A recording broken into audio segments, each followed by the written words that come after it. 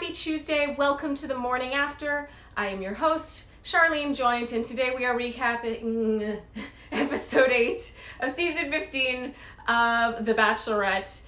And as you guys know, I start off every the morning after with a buzziest moment, and this is brought to you by Starbucks coffee at home, which you can get at your local grocery store. And a buzziest moment, as you guys know by now, is something that sort of stood out to me and that I just want to talk about. And today's buzziest moment, and this was sort of an easy moment to miss, it felt like it went by kind of fast, but it was when Hannah was talking to Jed about her feelings. This is before she said I love you to him, but it was when she was talking about how she's holding back because she's having a hard time wrangling her emotions and feelings from multiple people. I thought this was really interesting because you don't usually get a lead confessing to feeling things for other people pretty much until the last episode when they break up with their runner-up. Usually they're not that frank about it, and I really like how she was like, I have feelings for multiple people here, I'm holding back. And I just really like that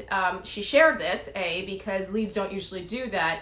And I found it also relatable as a lead can be, because something I always struggle with is, they're leading people on, like, are they really not thinking down the road when they're gonna have to break up with this person? But it's also kind of like they're contractually obliged to do that.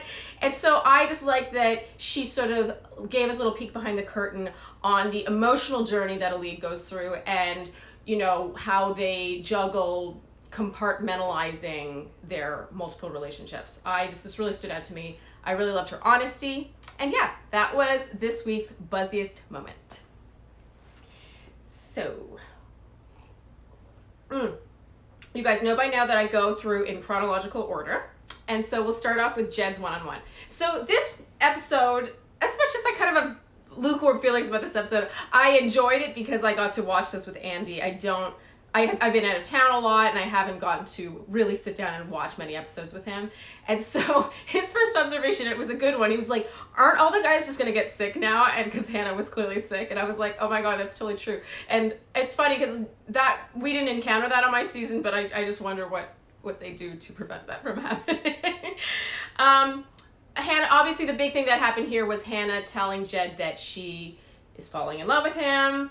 And what I liked here was that it was framed in the clicking of the heels story, because I do think that realizing you love someone usually does involve kind of a silly sounding or, a moment that was not as momentous as you would think, but it's just something where you just look at the person and you're like, oh my God. And so I really believed her when she said this. It felt a little early, given there's still so many guys there, she hasn't even done hometowns. But even this felt, I wrote in my notes, like a Hannah-ism, like her transparency, like it's not like her to wait until the proper episode to tell him that she's falling in love with him. So I liked it. I like that she did this. Part of me is like, oh, they're always upping the ante. It's like, oh, now we can't wait till final 3 episodes for the lead to say that he or she is falling in love. It's like, now is episode 7, 8. But nonetheless, it felt completely authentic. It did not feel like she was playing it up. So I was into it. Okay, Tyler gets his one-on-one. He reveals that he's freaked out by horses. Shocking that they're on horseback. I talk about this every week. I really like Tyler.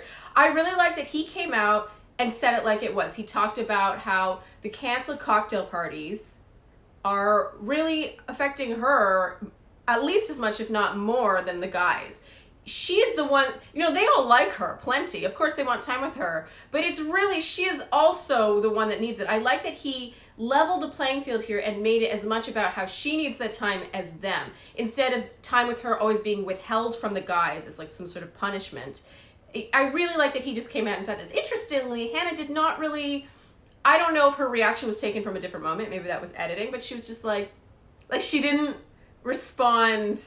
She didn't give that moment, I think, the credit it deserved. Okay, in the evening, another moment stood out to me. Hannah specified what in her parents' relationship she admires and what she doesn't.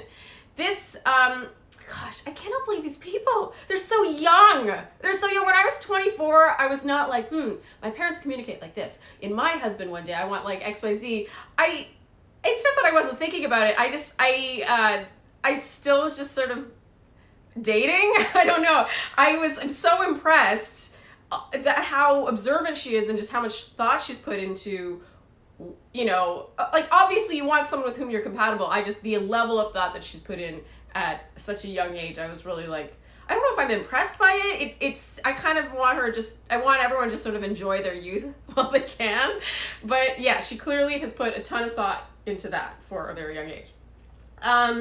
Okay, Connor. So it becomes obvious that Mike gets that third one-on-one date. Interestingly, Connor's the one that explodes here, or not explodes, but he rather implodes. He understandably is upset. I mean, he was the very first one-on-one date recipient of the season. He was due for his one-on-one. That said, it's not surprising that he didn't get it. Or that he went home ultimately. He just seems too passive for Hannah. Like, her big thing with the guys is boldness and like going after what they want. I don't care how tall you are, like it's obvious that she needs someone who makes a point of like seeking her out and reminding her how he feels. And I think Connor is simply too passive. He's too passive for this environment, at least with someone with her needs and personality. Interestingly, Connor was the one who was upset, but I actually think it was Peter who was robbed of this one-on-one because, and now I'll get to Mike's one-on-one, I found this date patronizing, and I don't think anyone's going to disagree with me here. It was truly stolen from Peter. I get that they like to have someone get sent home on a one-on-one date. Like, Hannah was that person last season. I realized that. But we know that Hannah and Mike have a friendship. They don't have a romantic situation. Andy hasn't watched the season at all, and he's like, oh, she's totally phoning it in. And it's like, yeah, she is. She's not. She doesn't look at him with heart eyes. That's simply the truth. She doesn't give him romance. And so it just, these kinds of dates, it's not a surprise that he's going home. And I just sort of wish that we had seen more between her and Peter, because I could have used more information on this episode and less of just things we knew were going to happen. And we all knew Mike was going to get sent home before Hometown Week. It was just a given. It was a given based on their chemistry.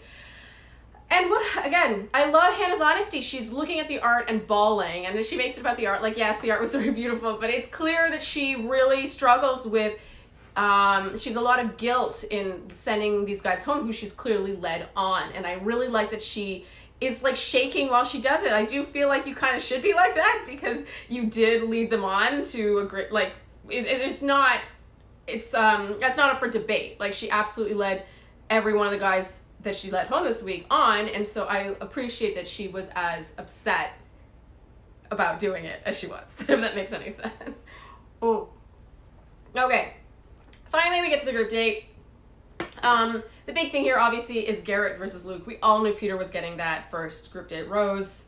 So the Garrett versus Luke, I talked about this last week in my Pretty Pandas recap, that I was always expecting a 2-on-1 between the two of them, and look, I got my 2-on-1.